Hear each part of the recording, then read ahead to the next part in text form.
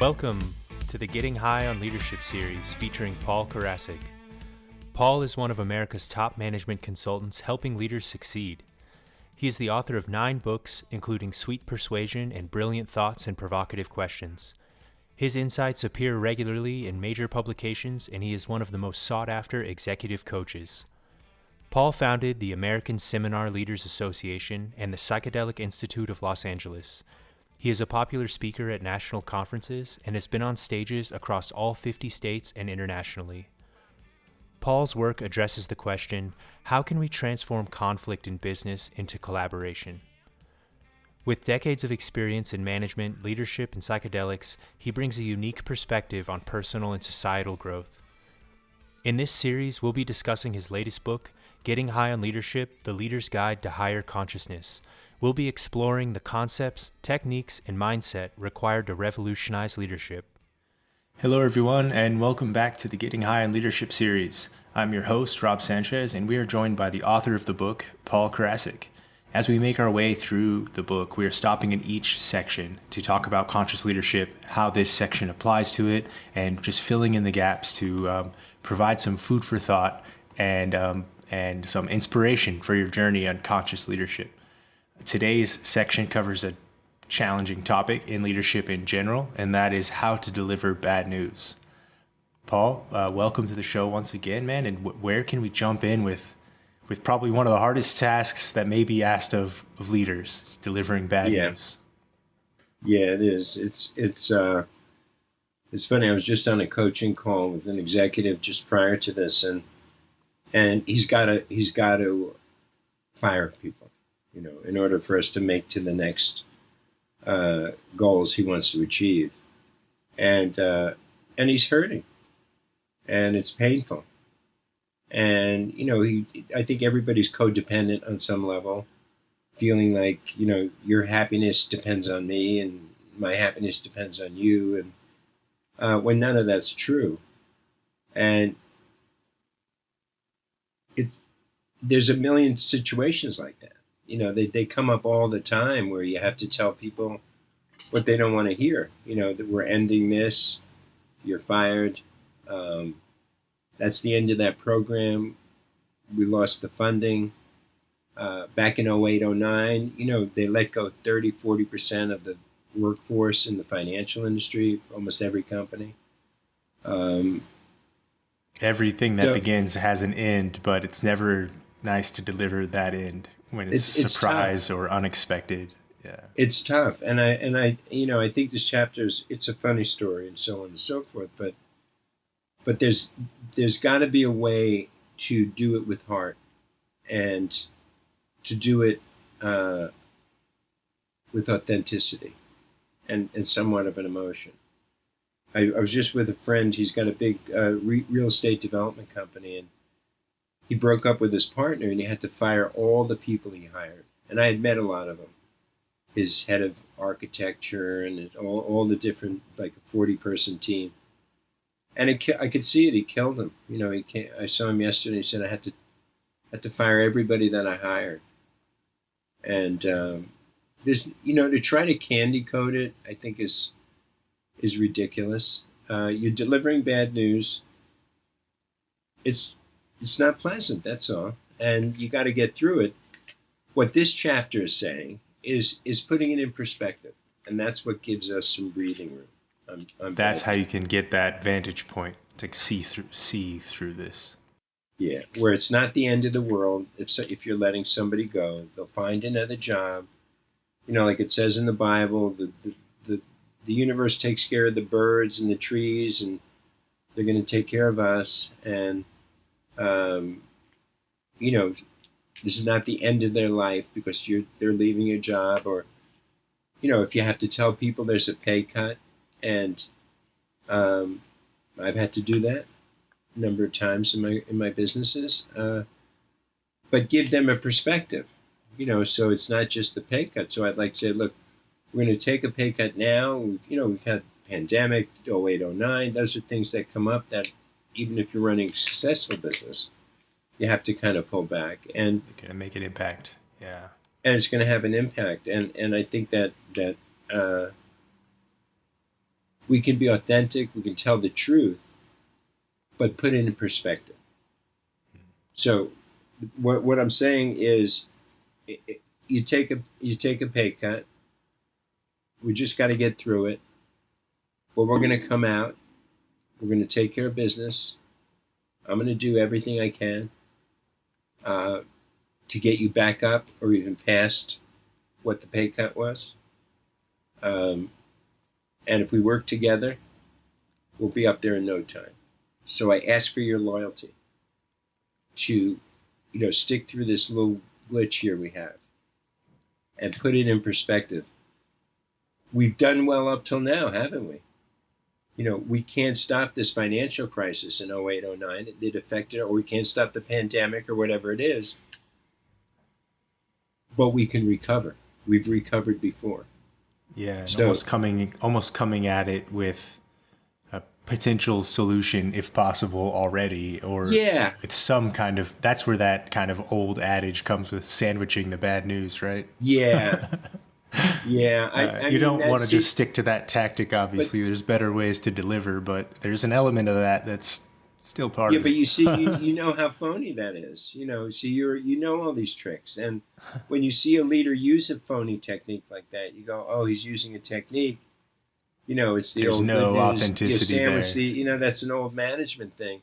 That's why I say I don't like to teach technique, because if you're just authentic, coming from consciousness, speaking to their hearts, speaking from your heart, when you deliver that bad news, they're open to hearing the positive thing that you're going to suggest about the whole thing.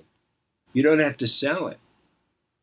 There's a difference between, oh, don't worry, we're going to come back bigger, better, and bolder, and bada, bada, bing, boom, bam, No, you just come from your heart. Hey, I'm devastated that we have to, take a cut here. Or whatever the case, but we are going to come back bigger than better. We've got plans, and I ask for your loyalty, and we'll stick it out. And if you can't do it, I understand, but I'm going to come from understanding how they feel, and walk in their shoes, and that's going to all help to communicate those bad news scenarios, to make them less. And then when you give something optimistic, when you came from authenticity, they'll receive it, assuming you're also within integrity and honest and so on. So higher likelihood that they can receive it. Yeah, that they're able to. It's probably, they're going to probably get through it with you. Yeah. Yeah. And I think so. Part of this section is really just acknowledging it. Acknowledging what's before you, having some awareness of the impact, delivering these bad situations can bring, and then just having some authenticity, some heart around that communication, and kind of using these other perspectives we've been discussing around communication, in your favor, right? Get through this as eloquently as you can. Yeah, but keep it authentic and put it in perspective. That's the secret. And I think that when it comes to having to deliver bad news, it's not always, or it's definitely not a one-person game, right? There's someone having to receive that bad news. Does this same advice apply to the person who's being told the bad news? Is there some level of conscious leadership or awareness that can help out there when dealing with bad news as a leader? Not really. It's still bad news. That person's going to take it all personally, and nothing you could say would change it. I mean, but then, let's say the situation, you can't say anything to change the way they're receiving it, right? Because for them, it's bad news outside of you. Yeah, and you really can't. But it's the way you behave with consciousness that affects the way they respond. Like, that team that was let go, my friend I was talking about yesterday, the guy just walked in and fired everybody, and there was no prep, there was no meeting, there was no coming from the heart, like, we really regret this, we're starting another company, there may be, like whatever it is, it couldn't be that hard to put some sort of a perspective on it, that wasn't Right. just, hey, Slamming the get book the closed. hell out of here, and you did great work for a couple of years, but now, like, you're gone, and here's some money and beat it, Right. What that's creates so many bad ripples too, like the world's pretty small. Yeah, and this is also so like kind of as we've been discussing in the previous sections around storytelling, I think having a great story or some element to this delivery, taking in those presentation skills we talked about in the previous one, to deliver this news with all of your leadership, all of your leadership lenses on, right? Communication, spot on, authenticity, humility, because it's always it's called bad news for a reason. Someone's not going to feel great for getting that. That's what I'm saying. Don't try to sugarcoat it with corporate speak and Yes. shucking and jiving. Like, this is not good news, and I don't want to start going off. Oh, it could be so good. No, they're going to say it's bad, and now once you connect with them on the consciousness level to feel what they feel, to think what they think, now you can move them to something optimistic. But if you just came in and said, hey, you guys are all fired, and like, I'm sure there's a lot of great jobs out there, that's really different than what we're talking about. It's treating people with respect and dignity, and knowing that it's devastating to let people go. I mean, I couldn't imagine letting these people go after 2 or 3 years and not doing anything but just giving them a notice. You're done. Yeah, no, and I've been on the receiving end of those before, and it's always like shattering to be told that, it's just like, imagine. Hey, and now here's this new problem for you to deal with. And a business is business. The bad decisions, bad news, definitely happens. So I think as a leader, getting comfortable with that, understanding your role in that situation, and then having some connection and some authenticity while you deliver said news.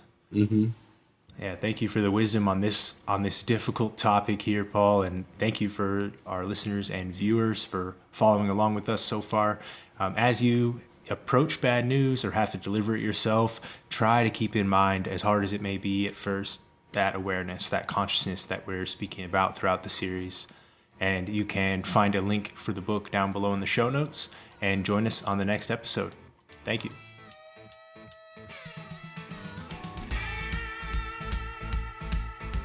Thank you for joining us on this episode of the Getting High on Leadership series. If you have any questions, you can comment below or send them in via email to paul@paulkarasik.com. Follow him on Instagram at PK_The Conversation. Find out more at wholesalerinstitute.com and psychedelic-awakening.com. The Getting High on Leadership series is produced by Rob Sanchez and Apartment 113, which can be found at apartment113.com and followed on Instagram at APT_113.